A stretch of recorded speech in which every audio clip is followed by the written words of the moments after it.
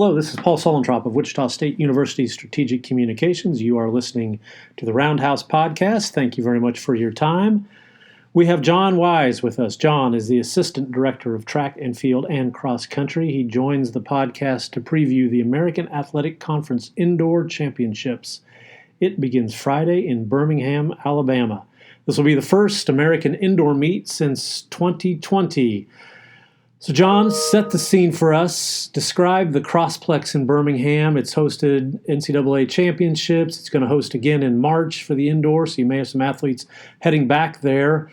Just a fabulous facility from what I understand. What's it like? Yeah, it's a community facility, so it's run by the city of Birmingham. There's a few of these kind of places around the country, and they can see the value of building a complex like that to get hotels and restaurants involved in the economic impact to a city that a big championship has. And actually, we're the fourth championship this week that's coming in. So there's 2 days in a row for 4 different conferences, Division I conferences coming in. So obviously, really nice facility.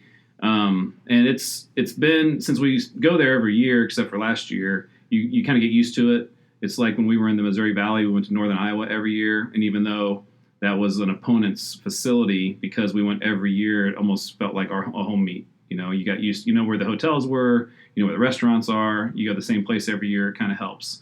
So it's a really nice facility. Like I said, you mentioned the NCAA championships being there. So some of the, top athletes in the world will end up being there, and they do a good job running off the meets. And so we're always excited to go down. It's a little bit of a zoo, because literally a meet is finishing and we're rolling in to try to practice right after that. And it's kind of a zoo for a period of time when meets are finishing and we're starting. So, but we kind of prepared our team, and we've done it enough now to know how to get ready for the meet. It features a banked track. What's the significance of that?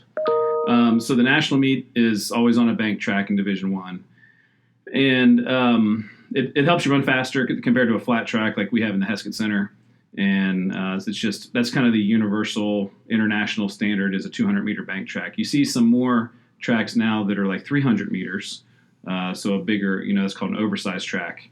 And but the championships have been generally run on bank tracks. So we actually put together our meet schedule this year almost exclusively to run on bank tracks this year. We went to Nebraska, we went to Washburn a couple times, we went to Arkansas this past week. Our only other meets were at home. We went to KU, which is the only other flat track. So I think we're pretty well prepared to go and compete on it. How many seconds? What's the difference? What do you pick up on a hydraulic track? So, for instance, in like the 200-meter dash, the difference is much smaller. It's about 3 or 4 tenths of a second is what maybe half a second is the conversion. But when you get out to, the mile, the 3K, it's multiple seconds. Kind of depend. There's a conversion for it. So I think in the mile it's 2 or 3 seconds, and in the 3K it's more like 5 or 6 seconds. So if you want to set records or qualify, this is the kind of atmosphere that can really help? Yeah, for sure. They do have conversion. So like if you run on our track, let's say we run the 200-meter dash, you run 22.0. It's worth like 21.7 on a bank track. So there's a conversion factor. So you can still qualify on a flat track. But the way we do our record keeping, we don't give somebody credit for a converted time. So you're definitely going to run faster on a bank track or an oversized track than on a flat track. All right, let's start with the women. Houston, they are the 2-time defending champion. Shockers finished 3rd in 2019. They finished 5th in 2020. And then, of course, COVID canceled it a year ago. Strongest areas for the Shockers on the women's side? We're like usual. We're pretty balanced. And so, we're excited, to go see how we do. We're certainly a little younger right now. A lot of these girls that we're taking have not competed in a conference championship indoor. So they obviously may have done last year's outdoor. As you're looking at the league, we have good multi-eventers, but one of them is a true freshman, one of them is a redshirt freshman, and then there's one that's a junior. That's our top 3 girls. They should do well. Destiny Masters is one of those girls, and she's also a really good high jumper. And so that's a girl, but she's never competed in an indoor championship before, as an example. So we feel good. We always have strong multi-events. So we hope those girls can rally up and score. We know Yasmin is running well. Yasmin Wright in the distance races. I think we're still trying to figure out exactly what events she's going to do. She's got 3 different options. She's got the 800, the mile, and the 3,000 meters. And I know they're strategizing to figure out what's the best place. What are other teams going to do, and where can we maximize our points? So we feel like Yasmin is going to be a strong athlete. Paula Garcia is ranked first in the conference in the 200. She sprained her ankle at one of our meets, and so we're not sure if she's going to run or not. So that's kind of that'll hurt us in a couple spots. So we'll have to have some other girls step up. Faith Turner could be one of those girls who's one of those, again, kind of like Destiny, kind of second year freshman that's running really well. Almost broke our school record in the 60-meter dash and is a really good jumper. But then just recently, Amanda Kukulius has really come on strong in the shot put. She broke our school record this week through 52 feet. First girl ever in school history indoors through 52 feet. And so she's rounding into form at the right time. So we got a lot of different places. I just mentioned almost every event area there that we have a good athlete. And so that's what we do. We're kind of try to come at you from different events all around the track and field. And hopefully if our girls step up, we do well. It looks like Central Florida on paper would be a favorite. They've gotten really good in the last couple of years. And then I think after that, it could be anywhere, we could fall anywhere in there. So it really depends on how well we compete at the meet. The Destiny Masters is a freshman from El Dorado. She ranks first in the American, 3,898 points in the pentathlon. So as a freshman making their first appearance in an event like that, how do you go about helping prepare them for the atmosphere? For her, she is just one where it's just you're wanting to help her be confident. And we often say, if you do what you did to get there, then you'll do really well. So you don't have to go and do something special. Just keep doing what you've been doing. And a lot of times they do something special, but it's just because they're physically peaked and they're ready to go. But mentally, you just want to, not that you want to treat it like any other meet, but not to make too much out of a championship meet. And not to look at where she's ranked in the conference or, where she's at the national list or anything like that. Just show up on Friday morning and start that meet and get things rolling. And for her, as a young athlete, she can have success in her first event at the multi. That'll just get the ball rolling, and if it doesn't go well the first event, then it could go the other way. So you really just want to help her get started and be confident. And I think Coach Rainbolt, he works with her and he does a great job of doing that. So we expect that she'll go and compete really hard and score a bunch of points for us. Why has she been able to get rolling so quickly in her college career and all these different events? So she did redshirt her first year, but she graduated high school a year early. And so she was young, so she needed a redshirt year there. And she was not heavily recruited. She's one of these, Wichita State multis that weren't heavily recruited. And her athleticism just started blossoming before our eyes. So all of a sudden it's like, wow, she's doing some things that are remarkably different than what we thought she was as a 17-year-old high school girl. And so she's just athletically gotten things together. She's maturing mentally and physically all at the same time and just learning the events. It just takes some time. And for her, I think that she's just kind of starting to figure it out. She's ahead of pace. If you look at some of the great multi-girls we had, like Nikki Larch-Miller and Brianne Borman and Gavin Yetter, like she's ahead of their pace early in the career. Doesn't mean she'll finish where they did because they really obviously had great careers. But I think she's maybe more athletic than some of those girls. And so that's exciting to think about. She does have some aches and pains pretty consistently, but I think that's pretty common for multi-eventers that are always dealing with a little bit of an ankle, or a knee or something like that. And so she has battled through those and had a good indoor season. She's missed a meet or two more out of caution. And but we're excited to see how the championship goes for Destiny, for sure. So to put that in perspective, you mentioned Brianne Borman. She holds a school record, 4,133 points in the pentathlon, so definitely a good start for Destiny's for almost Destiny 3,900 already as a redshirt freshman, so she's and she could score 4,000 points this weekend if she has a good meet, and she's also ranked number 1 in the high jump.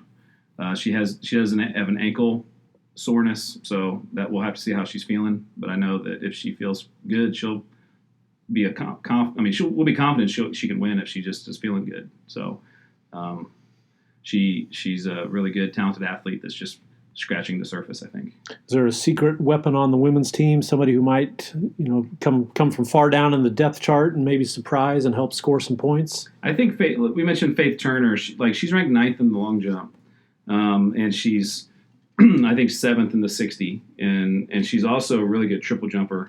But she had a quad injury that's kept her out of some meets. But she competed at Washburn a couple weeks ago, ran a PR in the 60, ran a PR or jumped a PR in the long jump, and limited her jumps. Didn't take all the jumps because we're just trying to keep her healthy. She's a girl that could jump 20 feet in a long jump and get second, all of a sudden, or get top 3 in the 60-meter dash, And so that's, she's just right around the scoring. She's down for 2 points. She could score 12 points, and but she could also be a little off and not score any points. So it's the jumps and the sprints are very competitive in the AAC, and so there's a very fine line of being in the top 3 or not even scoring. And but she's a really confident girl, and she's going to be a good one for the coming years. So I think she's one, and then I think a true freshman that looks to be rounding into form is Brianna Eutect. She's probably on paper our 3rd multi behind Destiny and Maria Romero. But look for her. This is her first. She's a true freshman, so this is her first championship experience. But you can just see in practice that things are coming together.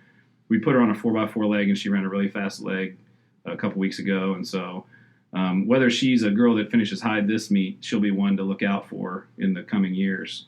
That it'll be fun to watch her develop. And she was a highly recruited girl, and we were fortunate to get her. And she's one that we hope blossoms and breaks out at this meet this weekend. On the men's side, Houston has dominated the American. They've won 6 men's titles in a row indoor. Shockers finished 3rd in 2018, first season in the American, 2nd in 2019, and 5th in 2020. So on the men's side, Adam Moore has been interesting. He set the school record in the mile, 4:01:08. He ranks 3rd in the conference. This sounds like this will be really good conditions for him to perhaps make a serious run at breaking 4 minutes. Well, maybe. Championship races are a lot different than regular season races. So it could if it goes out at the right pace. But these championship races often are tactical. The prelim will certainly be tactical. Those guys will be running as easy as they can to get through to the final. So there'll be a matter of is there someone in the final that decides to take it out in 2 flat in the through 800, and you just don't know because there's no rabbits in the final. It's like if you ever watch the Olympic Games, sometimes the 1500 meters is a very slow tactical race, and then it's last lap everybody kicks and it's like crazy. So we hope that it's a fast race and to give Adam a chance to break 4 minutes. But I think that the way he and Coach Hunter look at it is that they had their, he ran his kind of fast races already, and so now this is about competing. And I think he will take winning a championship in the mile over breaking 4 minutes if he had to pick. Finishing second and breaking 4 minutes or winning and running 4:10. I think he'd take the victory this weekend because that's what this meet's all about, is about trying to score as many points for the team as you can. Michael Bryan continues. He's just had a remarkable career here at Wichita State. He's got the school record in the weight throw. He ranks 1st in the conference. He's 29th nationally. Tell us a little bit about just his devotion, his work ethic to the weight throw and the hammer. It's unbelievable. It's very interesting because Mike went to Hutchinson Junior College, was not highly recruited. I'm not sure anyone else recruited him except for Coach Hetzendorf at the Division I level. And it took him a while. He was not an instant star, but he is as into throwing the hammer throw. Obviously, indoor. We're talking about the weight throw right now, but he's as into those events as anyone could be. Is into anything. If you walk up to our offices sometime and look at the dry erase boards outside in Coach Rainbolt's office, there are all these drawings of, diagrams and geometry. And it's Mike who has done all this research about the hammer and all the angles and all the different things. It's like some sort of a NASA scientist experiment written up on the wall. And that's how into the hammer he is. And so obviously the weight throw is the indoor version of the hammer, and Mike is probably better at the outdoor hammer than the indoor weight, just the way he does things. But he did break our school record, his own school record last week, and he had very consistent, I sat there and watched him, very consistent series. And I know, talking to Coach Hetzendorf, he just felt like he's not quite thrown his best throw yet.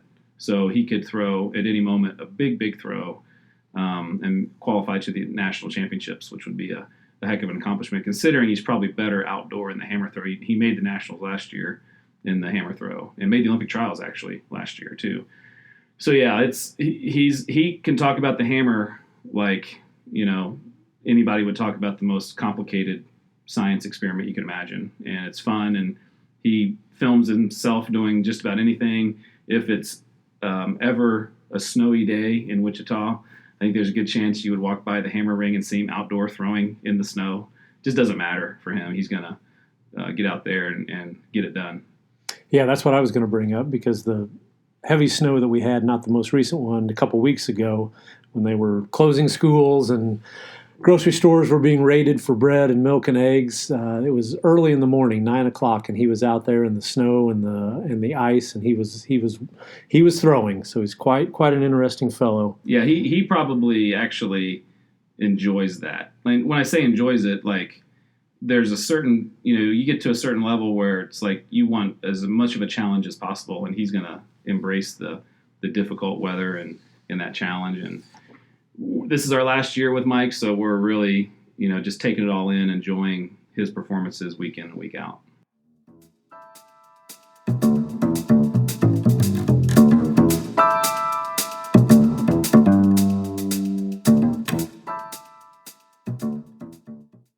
Hi, this is Rick Muma, president of Wichita State University.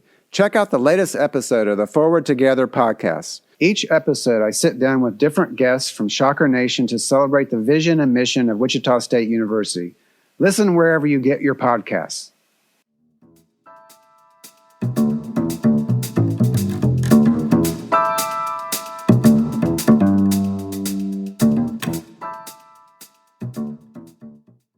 Was Skylar Arneson, was he the one that did the Scottish, the Highland Games? Yep. Do you find that do the throwers, are they the quirkiest group of track and field athletes? Absolutely. Yeah, I'd say the throwers are, in a good way, the quirkiest or strangest.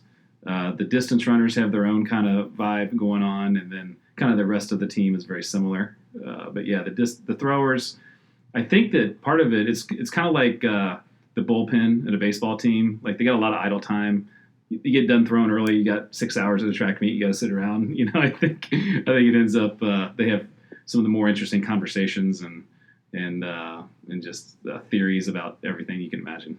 They always remind me of offensive linemen, because they're overshadowed. They're not the sprinters, they're not the mile runners, but they have a lot of them have really interesting hobbies or things to talk about. That's been my observation. That's a good comparison.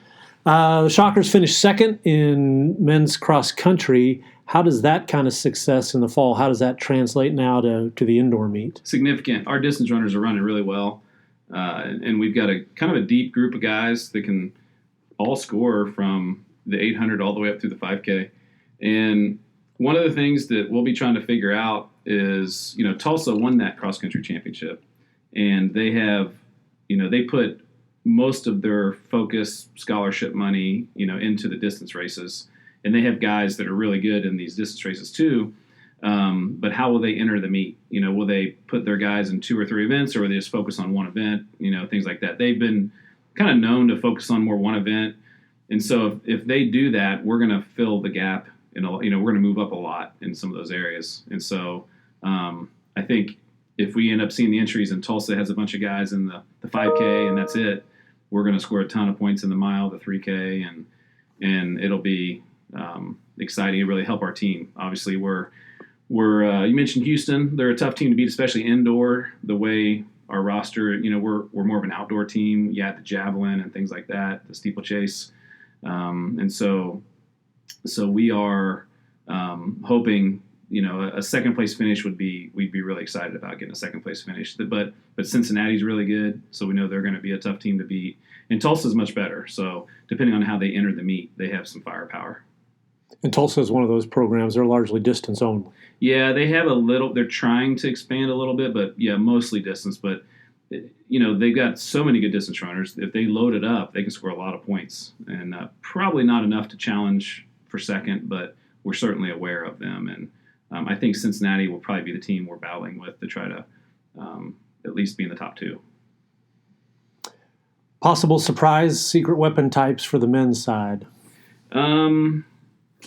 Possible surprises. Our multis, I don't know, it's not a surprise, but we think we'll score a lot of points in the multi.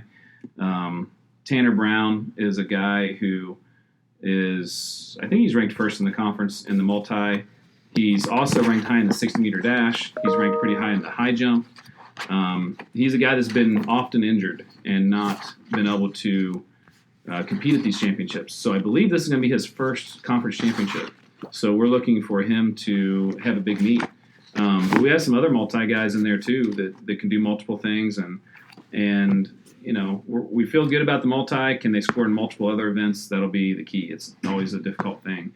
But we got a lot of depth. I think there's, guys that have had seasons where they're right on the edge of scoring and, are looking to do well. Joseph Holthusen is a guy who was All-American last year, but he's been injured a lot this year, but he's always competed well at the championship meet. So we're looking for a guy like him to rise to the occasion. We had, besides Mike broke the school record, we had another thrower, Datrell Gordon, throw a PR in the shot put this week.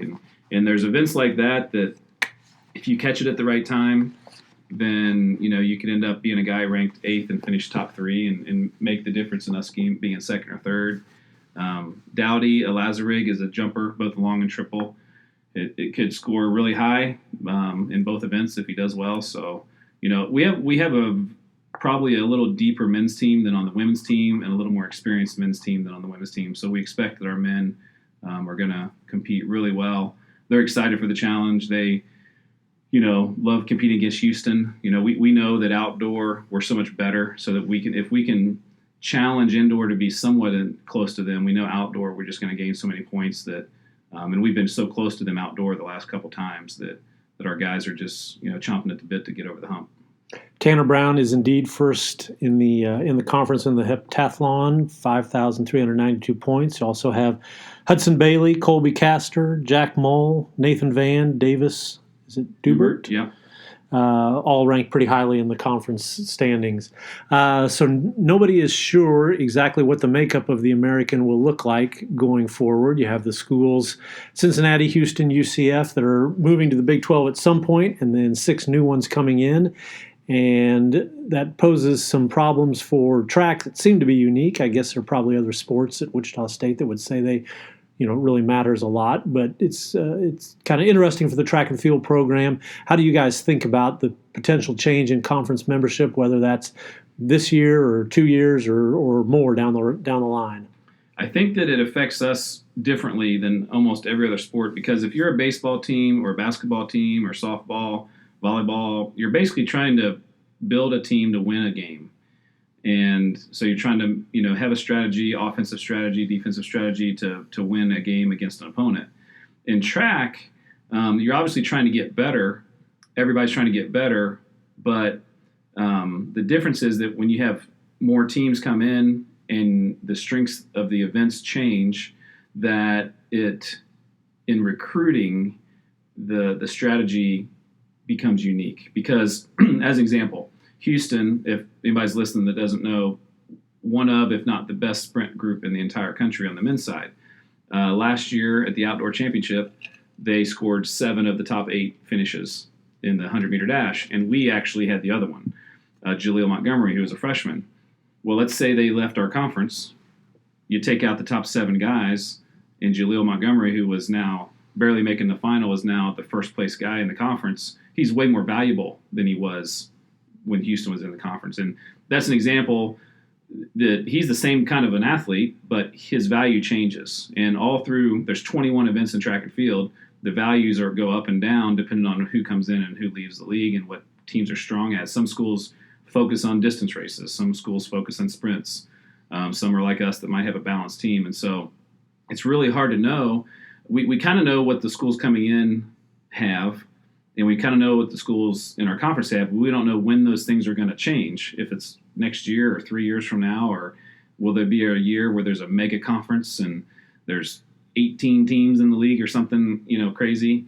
And so it in terms of recruiting, all we're trying to do is just build the best team we can to be the best balanced team that we can. And hopefully that turns out well in the conference meet, but we could easily, the stars could align and it could be great, or it could go the other way and our team isn't prepared for the type of conference we have for a period of time. So it's really impossible to predict. And so we're recruiting good athletes, we're signing good athletes, our athletes keep getting better, and we'll just go to a conference championship, and hopefully our experiences competing at a championship level, indoor and outdoor, the more of those you have, the better you do at that championship. And so if we're a team that's 5th on paper and we want to get in there and get in the top 3, if we're a team that's 8th on paper and there's 18 teams, we want to get higher than that. So it's more of a mentality of like, here's who we are.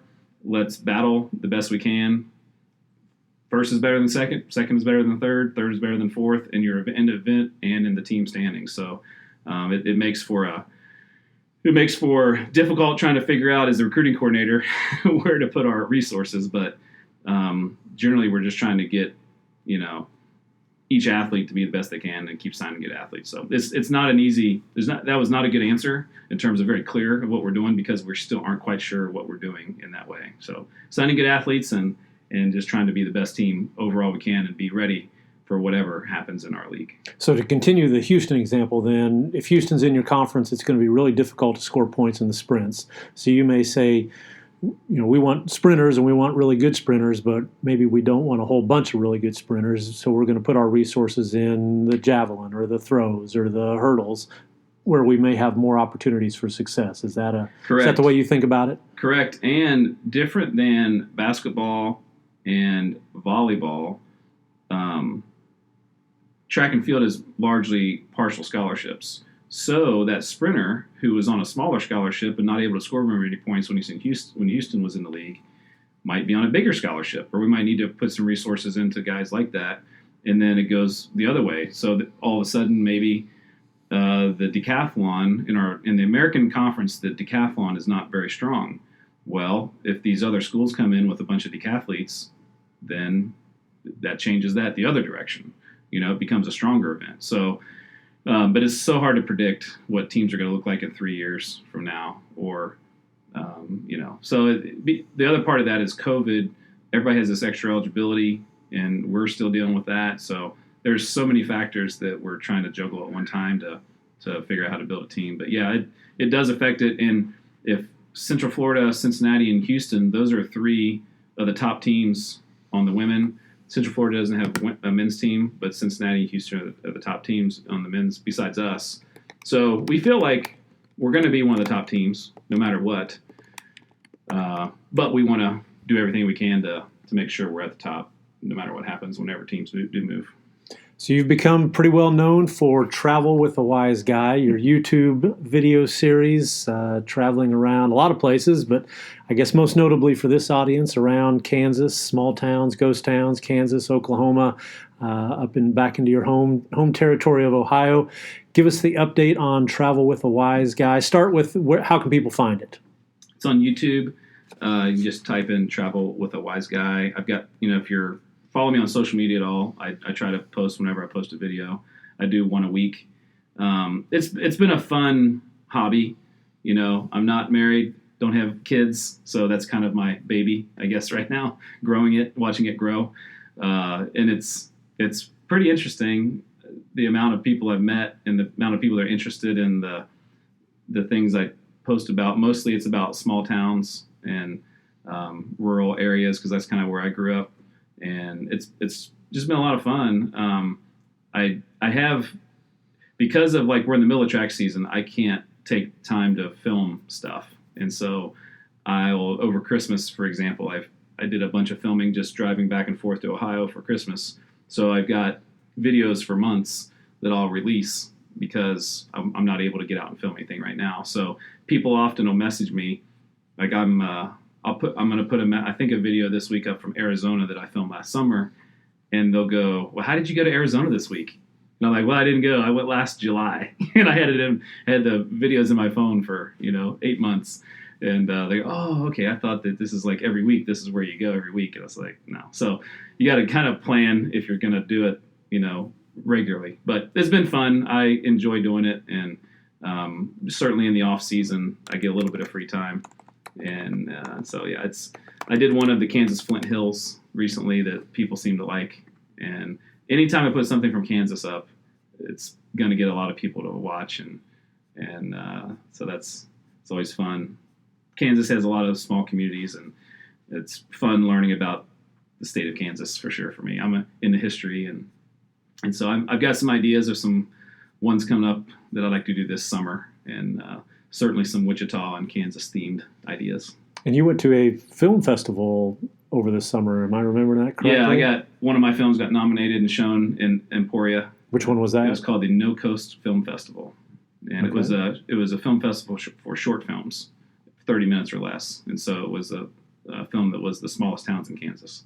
Okay. And so that was fun. That was odd, amongst people that are real filmmakers, and I don't consider myself a real filmmaker. I literally have my phone, and I have a drone, and that's it, and a selfie stick, and so it kind of cracks me up. There's some people like they got business cards, and they have studios and things like and real cameras, and I'm up there like.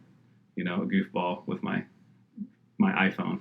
So, but it just goes to show anybody can start making films, and if you get creative and learn how to master a little bit of the editing part of it, that it can be somewhat successful. I'm still learning all the time, and how to do stuff, and I've gotten help from like Kurt Ryerson at WCTV and different people for ideas of how to do that. So it's been fun. I enjoy doing it. I'll probably keep doing it. What's been the most popular one? That video, the Kansas video. I've got a couple of those, one of Oklahoma as well. I'm going to do one of Missouri coming out in a few weeks of the smallest towns in Missouri. These small towns, they all have unique stories. It's almost every one of them has a unique story. I've been to towns that have 0 people, and like how does that happen? And some states have laws that you have to vote to disincorporate your town, but if there's no one there to vote, how do you do it? So they have this loophole that they get stuck in that they can't. There's so these towns with 0 people now. So I visited some of those, and so I enjoy learning the history of a town, showing up and walking around and looking at the buildings and trying to figure out what happened. So if someone were to call up the Travel with a Wise Guy YouTube page, what's the one you would recommend to get started? If you're from Kansas, probably the top 10 smallest towns in Kansas. If you're from Wichita, I did one of the Kansas Flint Hills recently, because a lot of people are aware of the Flint Hills. It's just north. So I visited 4 towns that are in the Flint Hills, and people seem to really are drawn to the Flint Hills. And I am too. I really like it. So those are 2 of them that I think people would probably enjoy.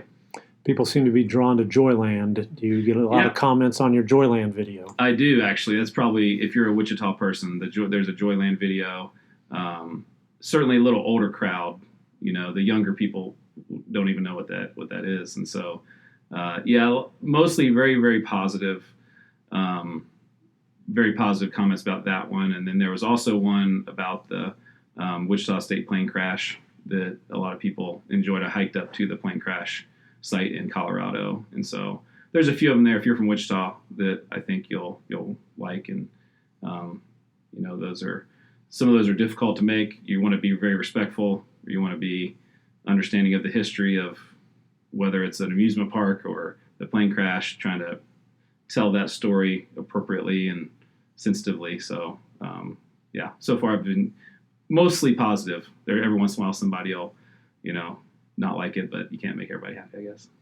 Joyland's impossible not to like. Did you ever go when it was an operating thing? When I first moved here in 2006, it was like right when they were it was at the end of trying to do it, and it was, failed, I guess. So yeah, I never drove past it and thought, I'll go there someday, and then it was never open again. So yeah, and I never went to the what was the one North Wichita that the Wild West.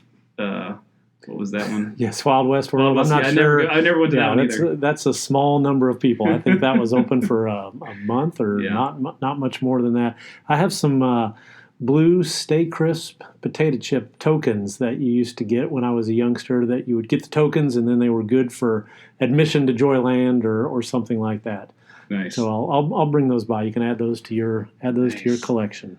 I wish I'd had them on my video. That'd have been a nice little addition. Yeah, that was a big deal. And the grade cards, you got tickets for, you got A's, you got X amount of tickets, B's, you got a little fewer. It was certainly, I've learned that it was certainly a point of pride for the community. And almost in a way, like it wasn't a major theme park, but people were proud of it. And then when people talk about it now, it's almost exclusively like great memories. Whether they're good or bad memories, they're fond of the memories, if that makes sense.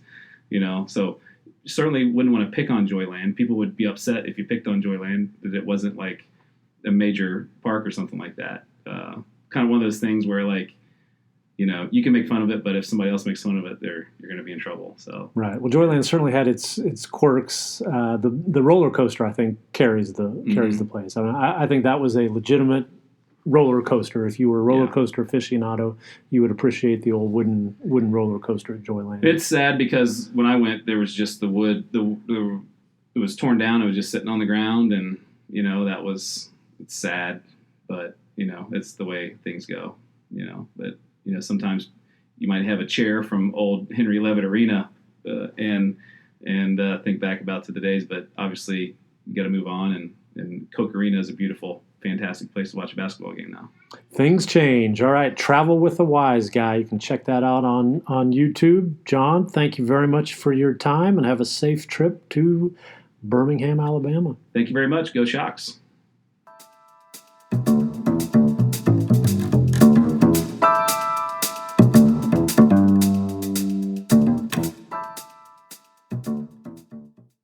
Thank you for listening to the Roundhouse podcast, courtesy of Wichita State University Strategic Communications. We appreciate your time.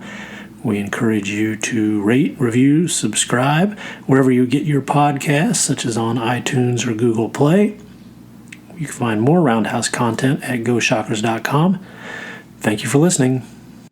And they let him pass it up court, and then it gets picked off. A long three by Pangos, no good. 1 second, it's over. It is over, and Wichita State has beaten the #1 team in the nation to go to the Sweet 16. Go crazy, Wichita. I know you are.